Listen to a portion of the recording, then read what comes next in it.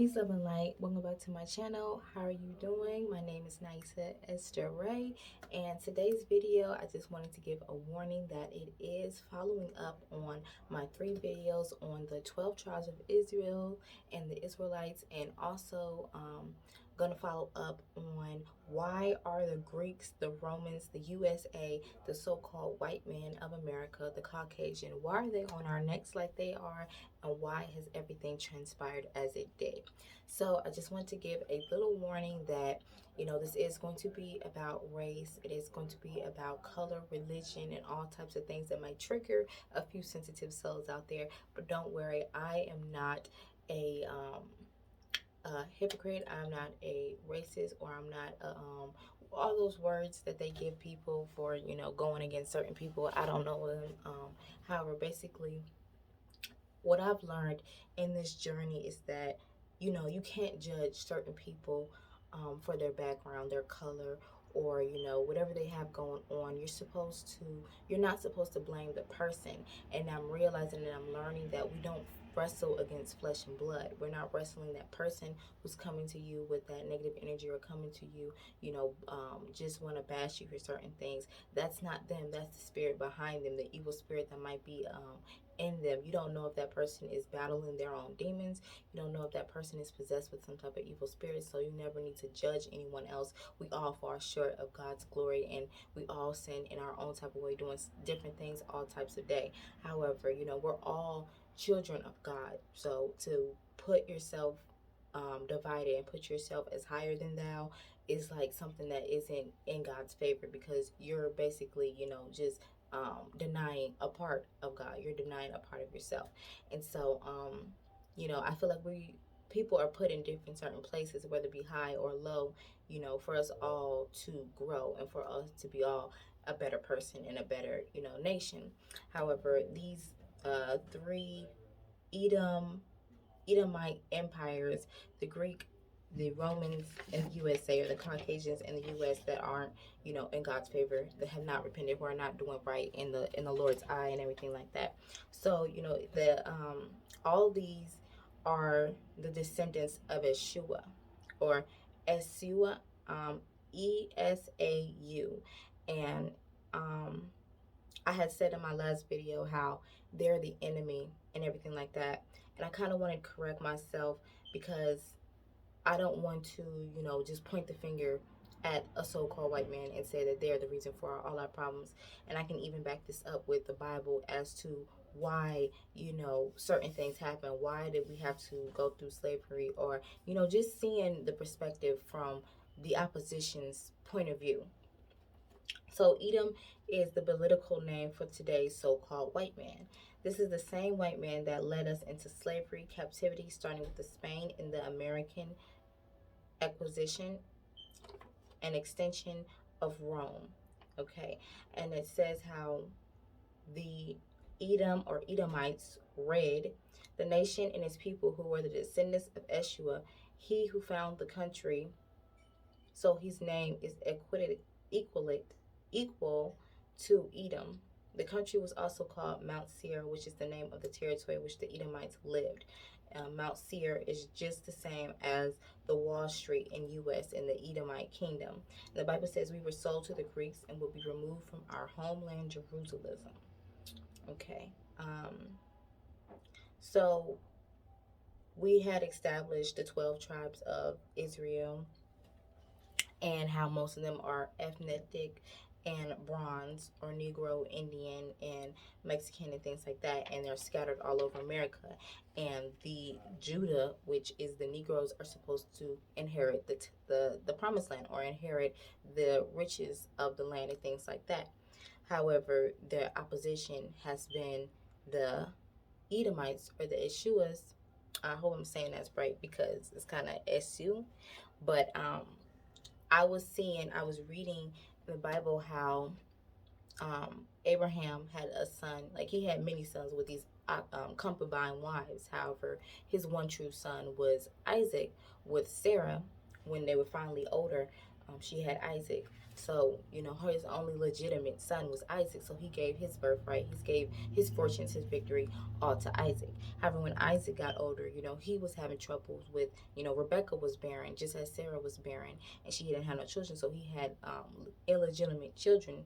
And then, when she finally had gave him birth, it was twins, and they were Eshu and Jacob.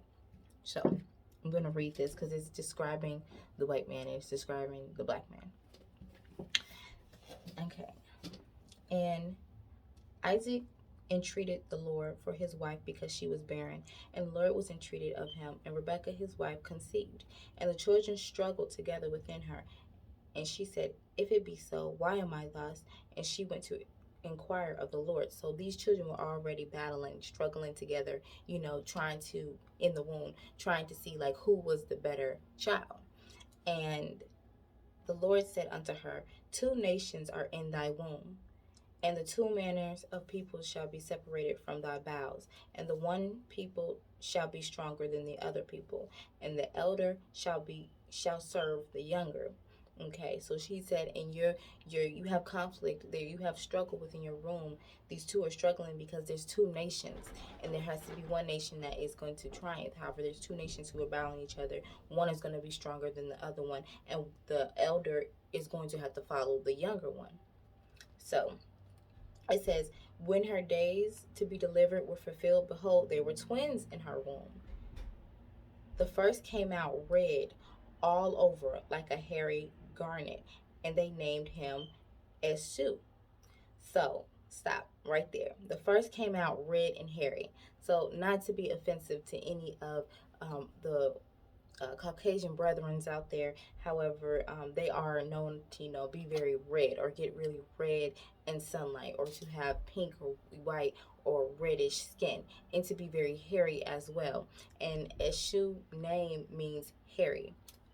And the after that came his brother, and his hand took a hold of Eshu's heel.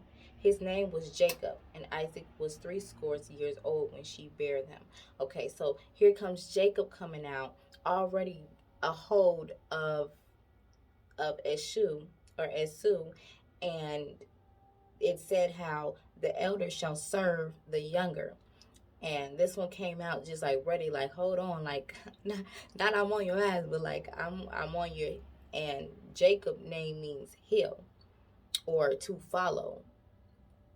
And the boys grew. Ashur was cunning hunter, a man in the field. Okay, so we know a lot of the Caucasians, they're kind of cunning in their ways when they do business and things like that.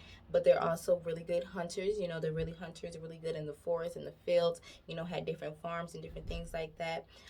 Jacob was a plain man dwelling in tents. We know the Negroes, the black men, sometimes we don't like to do work. We could be lazy at different times. We could be, just want to always be sheltered. He was dwelling in tents and things like that. And Isaac loved Esau because he did eat of his venison, but Rebekah loved Jacob. So venison is he ate his deer meat. And then it says Esau sells his birthright. So I'm going to stop right there because Esau was the firstborn, okay? So we can't be like, we're the only chosen people and, we're the first and everything like that in God's eye, when the Caucasian was actually born first from Isaac. And it said Jacob was making porridge. Esau came from the field and he was faint. Esau said to Jacob, feed me, I pray thee, with the same red porridge, for I am faint. Therefore was his name Edom. Edom, red, and he was hungry. So he went to Jacob. Jacob's in there cooking, and he was hungry. So he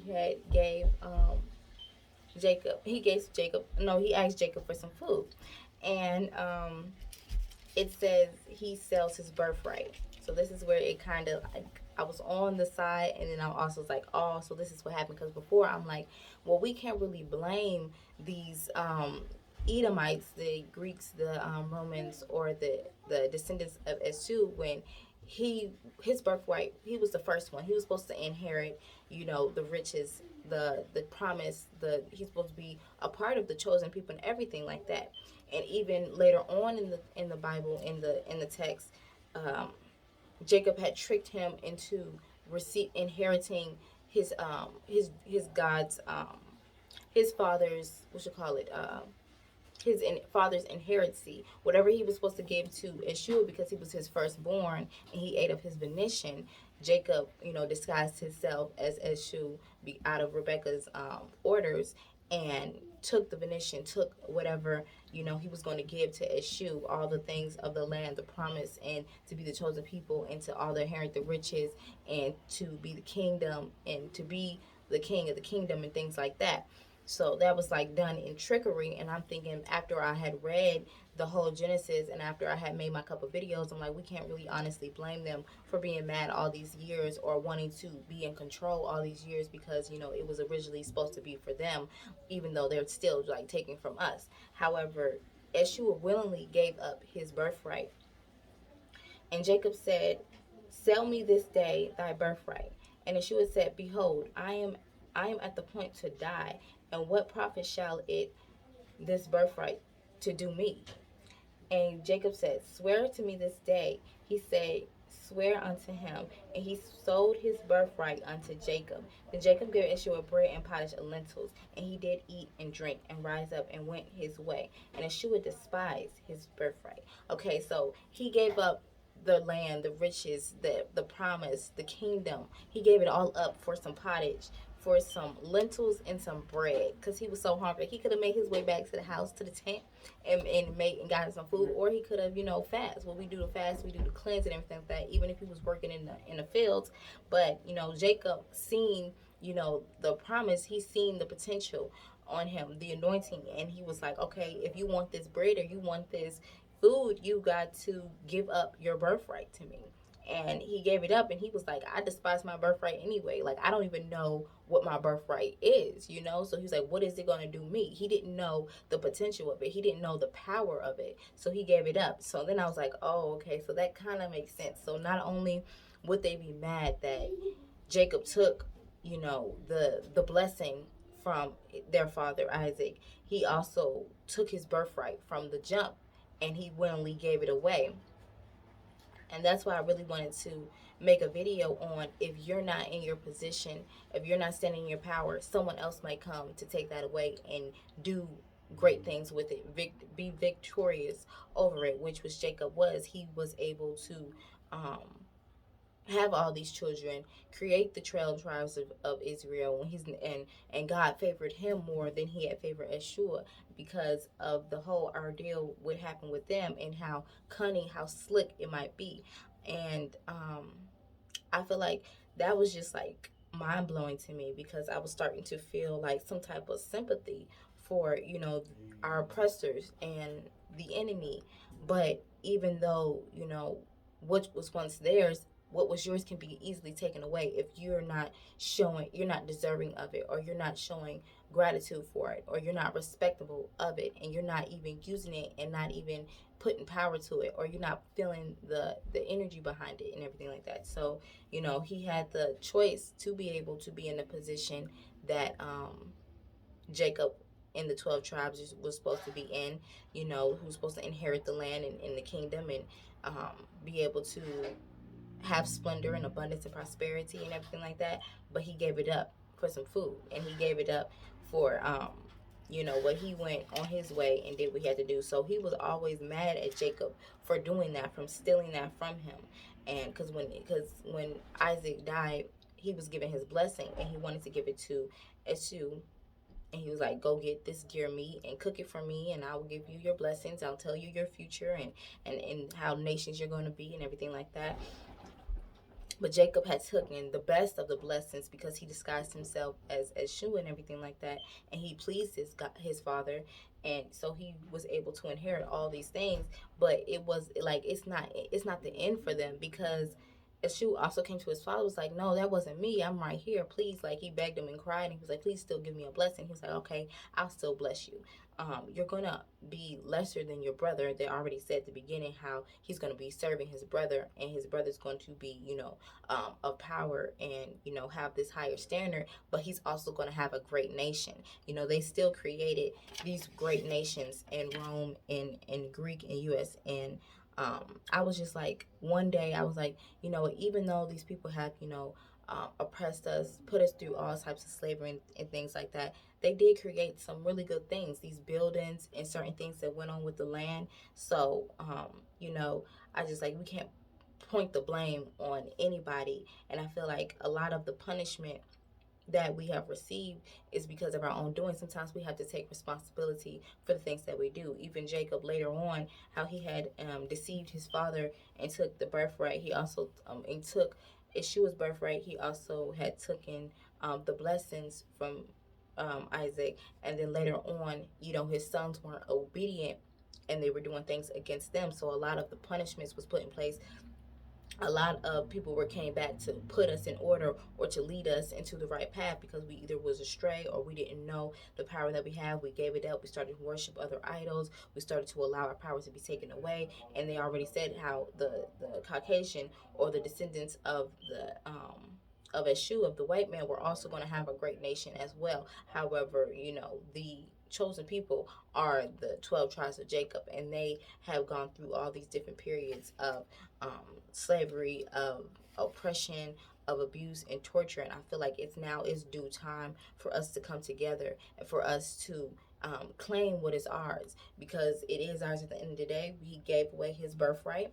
He also Isaac gave him the blessing. God gave him the blessing. God seen that he favored him more because of that determination that they have, because of what he's seen in the future of what we can create and being the cream of the crop. Coming, it's all coming from us. Everything that we have. Even building.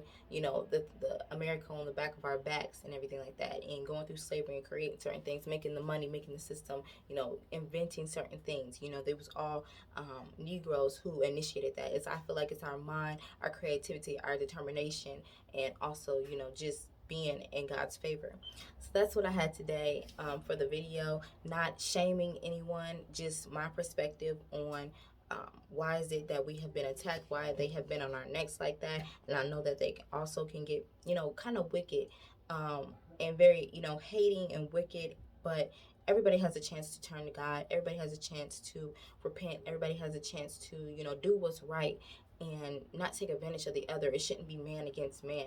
Man, we're all here together in a home, just like when there's people all in a home together in a residence and there's issues. We have meetings and we come together, we still do our part. We don't want to, bash each other, harm each other, go against each other, because that's only going to cause friction and discomfort within the house.